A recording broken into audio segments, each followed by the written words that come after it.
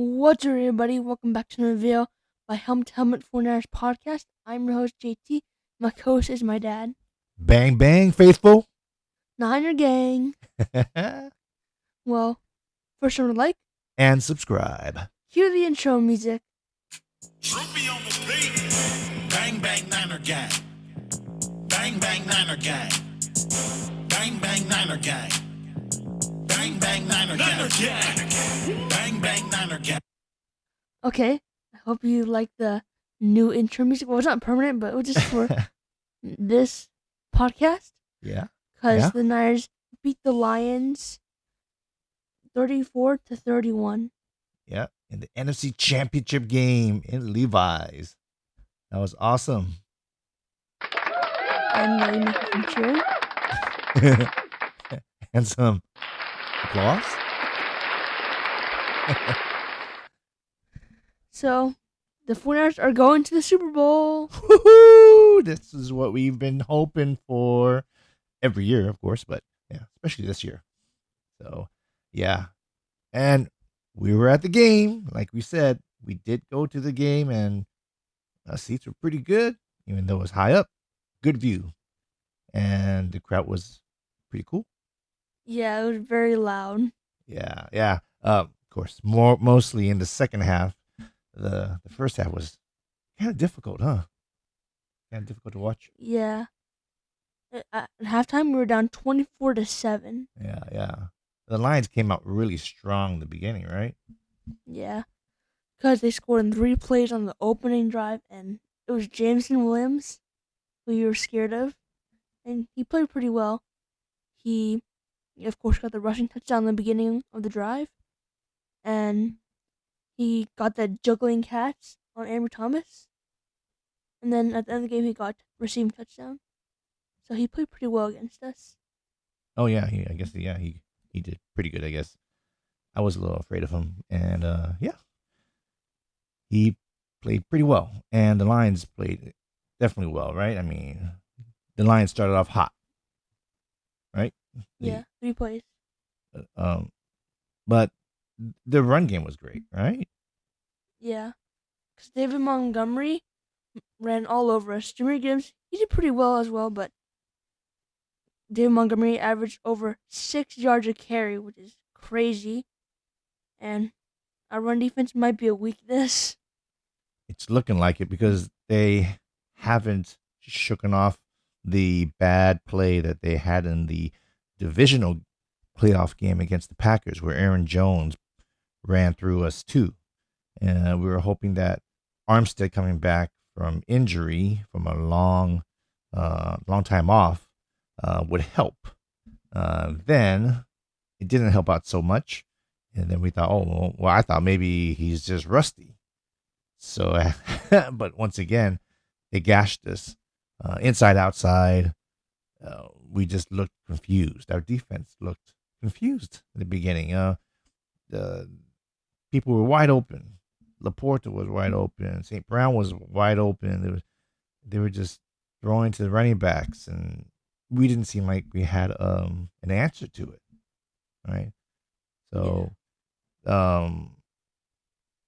we were cheering as much as we can, right, to help out the defense. Yeah.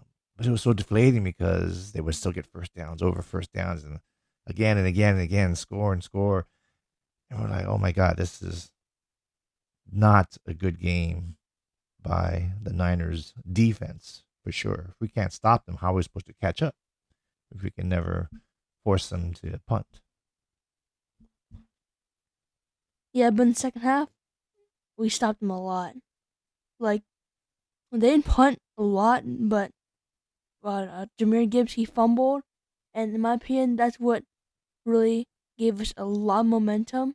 And of course, we were always in the game, but that gave the fans, even the players, more confidence that they can actually win the game. Yeah, definitely.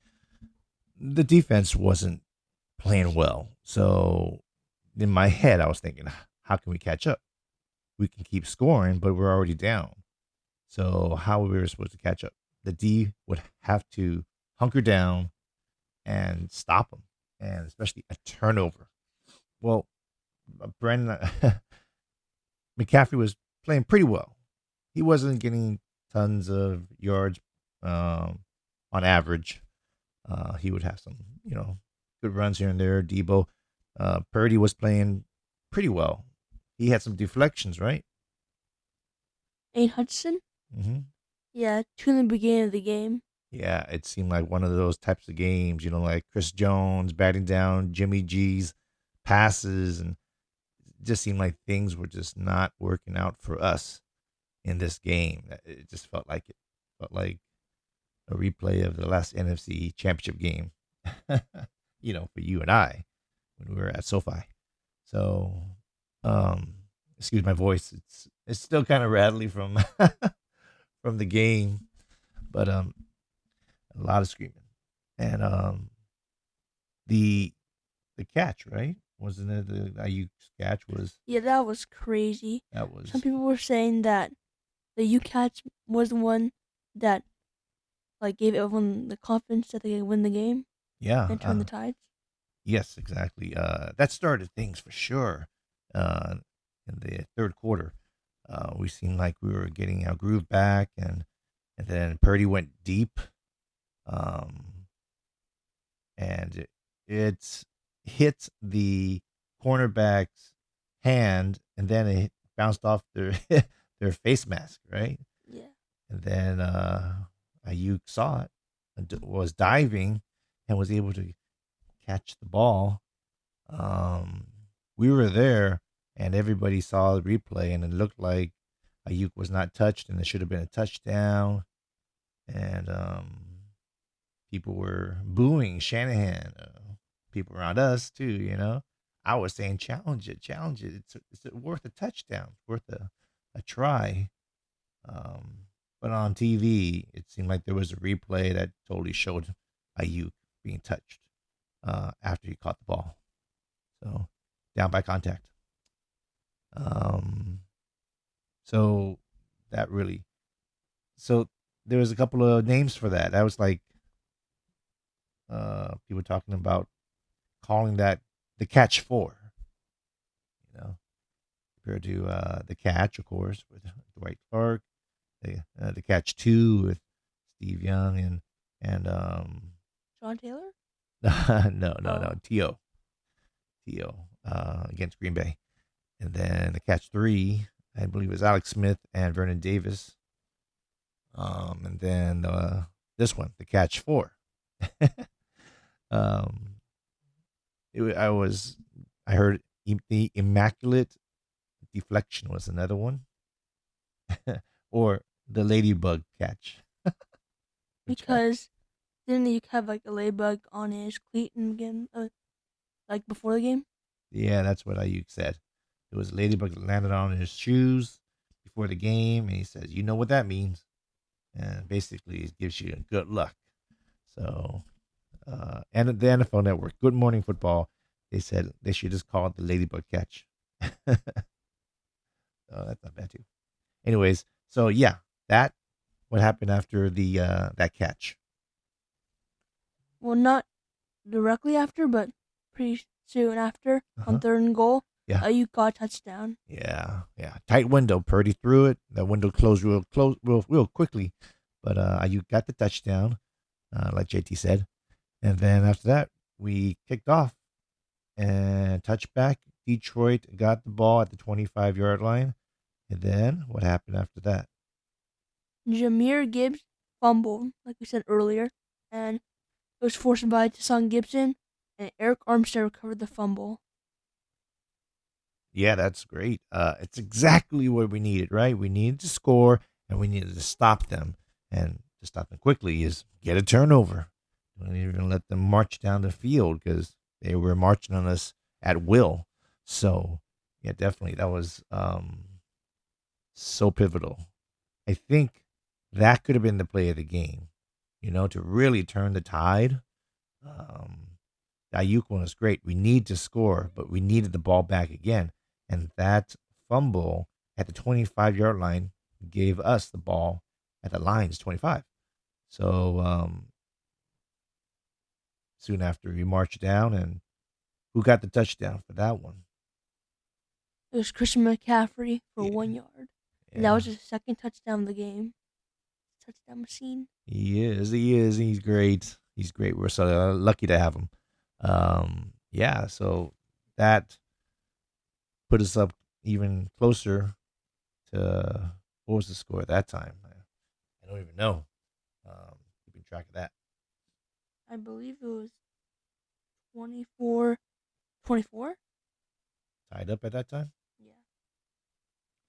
That was yeah, that was amazing. Then that was pivotal. So there was what else you gotta talk about with the game was And Dan Campbell, mm-hmm. he went for it on fourth down a lot of times. Uh-huh. Most of the times he didn't get the fourth down. And a lot of it, I would say it was made because the Lions drops. Like one of them at least. But, the Lions dropped the ball a lot as well, which also cost them the game. Yeah, yeah, exactly. I hear all these different things afterwards. The analytics show that he should have went for it, and he did, and it didn't work out. This is the way that Dan Campbell um, played the whole season. He's this very aggressive kind of guy in his play calling, his decision making, and stuff. And he didn't want to get away from that, I guess, and he went for it. And that also was pivotal too. We couldn't have, if they kicked those field goals, we'd be down like 6 more points if they got a couple more field goals. And that would be a deficit that we might not have been able to climb out of. But luckily, Campbell went for it, and our defense stepped up and was able to make the stops. So that's so very important for this comeback win. And Nick Bosa also got 2 sacks. And it's been a while, besides this game, since he got a playoff sack. Yeah, yeah, it's been a long time, right? Was it 4 or 5 games straight? He hasn't had any sacks. So, and on the opposite side, Aiden Hutchinson was coming in hot and getting like 8 sacks in the last 4 games or something. He was on a streak, and Bosa was cold coming in. So, well, you did choose Nick Bosa as being the defensive player that you thought would make a big difference, and you were correct. You were correct. 2 sacks in the second quarter. Yeah, and that fourth down play where he threw it to Reynolds, he rushed him too, just like he did with Jordan Love in the game in the playoff game before, caused it something to go wrong, caused Goff to throw it off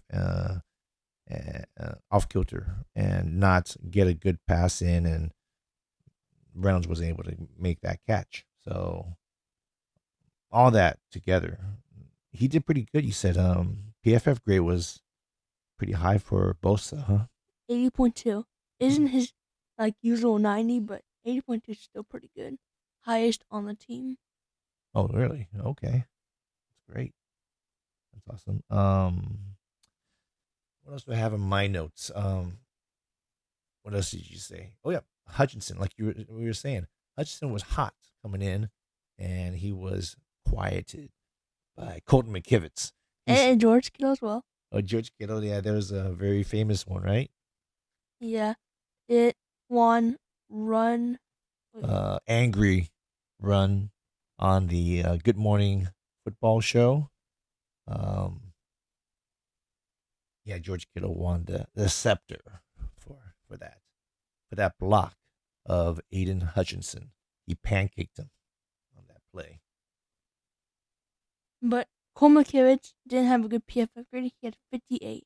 Oh, I don't know how they grade those things, but I mean, protecting Purdy and not letting Hutchinson get a sack on him, that's pretty important. I think he did well in that department for sure. So when we were there, we're like, what I was thinking was like, we had a chance to still come back before halftime. I was thinking, oh, we haven't lost yet. It's not over. 17 points is not crazy. I still believe that we could. But our defense has had to snap out of the the rut they were in. There was a lot of great catches, plays like Juwan Jennings. Remember that one? Yeah, one-handed. That was crazy. When we were at the game, we were very shocked that he actually caught that, and we know if he actually caught that. And then when we found out, we went crazy. Yeah, that was a third down too, 3rd and 4, I believe. Third and Juwan got the first down, and because Purdy was scrambling to his left, and then he turns around and throws to the middle of the field, a real high, lofting pass. And then Juwan Jennings jumped up high in the air, high point of that thing, one hand, and then what happened to him after he caught the ball? He got like speared. Yeah. That's like a very big tackle. And he held on to it, so that was awesome. Juice had a great ballerina like catch on the sideline. That was another important one, right? Yeah, Purdy escaped a sack and rolled to his left, and then yeah, Juice got the feed in. Very, very impressive for a fullback. Yeah, that's We right. already know he's this good though. Somehow. Purdy was tough, man. I mean, he evaded that sack and he made those runs, right? He had like about 48 yards of rushing. He had some very important runs on third down, second and third downs, long runs too. So got to give it to him. Purdy was cool under pressure. This guy's like Joe Cool. He didn't quit under immense pressure in the NFC Championship game. Had a somewhat slow start all around on the offense, and then he was behind, but he didn't get rattled. So that says so much about Brock Purdy and kind of leader we have in him as our quarterback. Amazing, amazing. So give all the props to Purdy too. And then also Ambry Thomas, he got injured in the Oh, game, okay, but yeah. for the injury, he still had a bad game. I didn't really notice him like blowing coverage or anything like that, but his PFF grade was pretty bad. I think 35 or something like that. But Yeah, 35.9. 35.9, yeah. So I was wrong. I mean, I thought the last game was a bad game that he'd be able to flip a switch and get over it. Have your bad game, okay. Let's get to business. But two pretty bad games in a row. I'm getting a little nervous about him starting for us, but we don't have anybody else that has enough experience that I think they trust more than Ambry Thomas. We just have to hope that he'll step it up and play as well as we've seen him play before. Um, so that win, aren't we like the Niners the most postseason wins? I think with like 38. Tied. We tied. I thought we beat. Yeah. And I think if we win Super Bowl, that would count toward postseason win. So we get a double win, Super Bowl win, and we win the title of most playoff games by a franchise. That would be pretty cool. Pretty cool. The fact that the Niners are undefeated, right, at Levi's Stadium in the playoffs, it's pretty cool. I did not want to. I knew about that before, but I didn't want to mention. I didn't want to jinx anything. But since the playoffs is officially over, I want to state that. So Levi Stadium's been great for the playoffs, for the fans, and for the team. So that's pretty cool. And they're 2-0 in the NFC Championship also. So the Niners overcame a 17-point halftime deficit. It's tied for the largest comeback in NFC Championship game history. You and I were a part of history, man. We witnessed it right in front. The lows and the highs of that game. Um, so it's tied. The last time somebody did that was actually also the 49ers back in 2012, where they they overcame a 17-point deficit against the Atlanta Falcons. Of course, Matt Ryan, the Falcons, with 2012. You Yeah, said, yeah, yeah, I believe pretty that sure Matt Ryan's was. playing. I believe that was. Yeah, I think it was. Yeah. Also, yeah, you're right. The Niners have the most postseason wins Oh yeah. Okay. Yeah, we passed. I think the Patriots. I think it was and Packers. and Packers. Okay, they were. I think it was a tie then. I guess 37. We have 38 now. Yeah. That's cool. So we hold some more records. That's awesome. But there is another record we need to tie, and that is the Super Bowl wins. Right now we are tied, I believe, with the Cowboys at 5, but there's only 2 teams ahead of us that have 6 Super Bowls. That's the Steelers and the Patriots. We cannot be tied with the Cowboys. Yeah, the lowly Cowboys. My God. Yeah, they haven't been to one NFC Championship game in this whole century. And the Steelers, we have to tie them. It feels like they've always been like all right. Like I know they're like good back then, but I guess currently watching they're all right. Yeah. And they don't seem like a team that would have 6 Super Bowls. Yeah, they were great in the 70s. But yeah, and they came back. I think it was the 90s. They did pretty well. No, not the 90s, 2000s, right? Roethlisberger and stuff like that.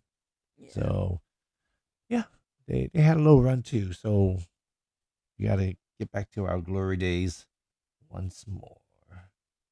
So getting off the Super Bowl, getting back to Brock Purdy one more time. So there was so many doubters. You're a doubter. You're a doubter. um. So, what do you think people are going to say now? I mean, we had a big comeback, NFC Championship game. Is he elite or what? He's the real deal, right? Yeah. Maybe people are gonna say he threw an interception and he only threw one touchdown. I don't know, but he led a 17-point comeback, which is pretty impressive, especially in the NFC Championship. Spotlight's basically on you. Yeah, exactly. A lot of pressure. He shined in the spotlight. He did. He did. He did. And those scrambles really helped out. I mean, I haven't seen him run that much this whole season. Yeah. Right? We were standing up. That everybody was standing up towards in the fourth quarter. Just we were so excited, tying and getting the lead, and then just piling on top of it, and oh man, the crowd was ecstatic. Would you have been a better scrambler than Trey Lance? Yes, better than Trey Lance. Like, if Trey Lance actually got an opportunity, and like, do you think he would have been a better scrambler than Brock Purdy? I don't think so. I don't think Trey Lance had the quickness and the to change directions quickly. Basically, he's not that quick. He probably would have got tackled earlier. Purdy's pretty quick, makes those cuts. He looked pretty good. Even switched hands with the football was and everything, going head first. He wasn't sliding feet first.